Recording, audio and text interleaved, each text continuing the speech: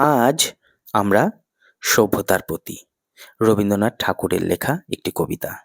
তোমরা যারা আইসিএসসি বোর্ডে পড়ছো, তোমরা যারা আইসিএসসির ক্লাস 9 এবং 10-এ পড়ছো, তাদের জন্য এই কবিতাটি অবশ্যই পাঠ্য হিসেবে রয়েছে।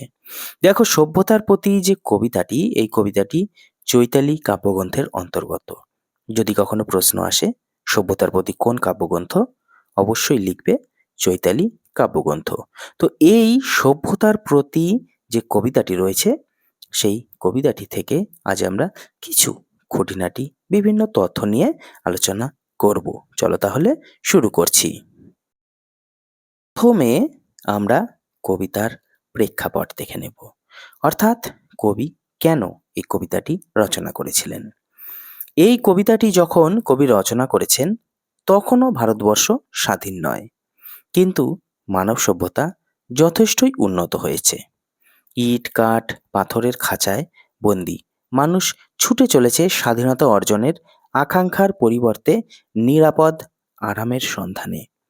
বড় জটিল এই সভ্যতা। কবি এই সভ্যতা থেকে মুক্তি চেয়েছেন, ফিরে পেতে চেয়েছেন সেই প্রাচীন অরণ্যময় শান্ত সুন্দর সহজ সরল সভ্যতাকে।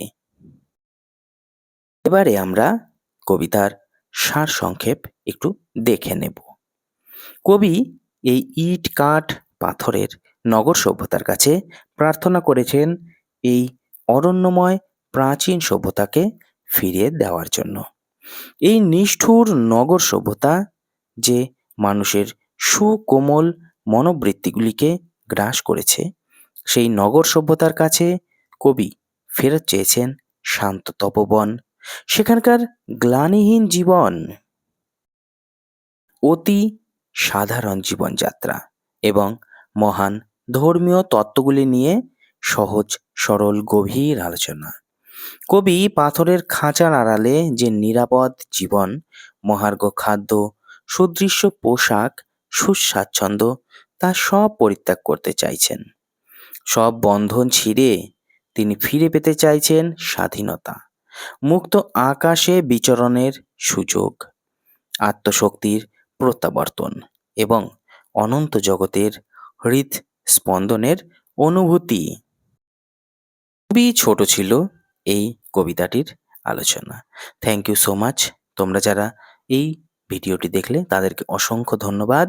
আমরা আরও যে কবিতাগুলি রয়েছে তোমাদের পাঠ্য, সেগুলি নিয়ে খুব শিগগিরই আলোচনা করব। আজ তাহলে এটুকুই।